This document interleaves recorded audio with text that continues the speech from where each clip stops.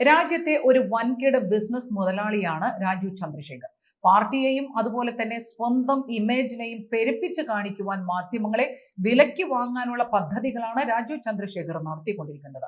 സാമ്പത്തികമായി തകർന്നു കിടക്കുന്ന മലയാളത്തിലെ മംഗളം ദിനപത്രം വിലയ്ക്ക് വാങ്ങുന്നതിന് ചന്ദ്രശേഖർ തീരുമാനിച്ചതിൽ വലിയ പ്രതിഷേധമുണ്ട്.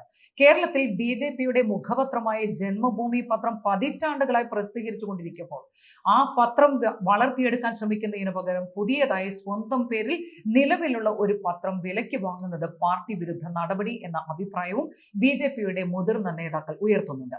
ഇതിനിടയിലാണ് രാജീവ് ചന്ദ്രശേഖറിന് മുഖ്യ പങ്കാളിത്തമുള്ള ഏഷ്യാനെറ്റ് ന്യൂസിലേക്ക് മറ്റു പല ചാനലുകളിൽ നിന്നുള്ളവരെ വലിയ ഓഫറുകൾ നൽകി പ്രതിഷ്ഠിക്കാനുള്ള നീക്കവും രാജീവ് ചന്ദ്രശേഖർ നടത്തുന്നത്. ഇത്തരം കച്ചവട താല്പര്യങ്ങളിലൂടെ എങ്ങനെയാണ് പാർട്ടിയെ വളർത്തിയെടുക്കുവാൻ കഴിയുക എന്ന ചോദ്യമാണ് പതിറ്റാണ്ടുകളുടെ പാരമ്പര്യമുള്ള BJPയുടെ മുതിർന്ന നേതാക്കൾ ഉയർത്തുന്നത്.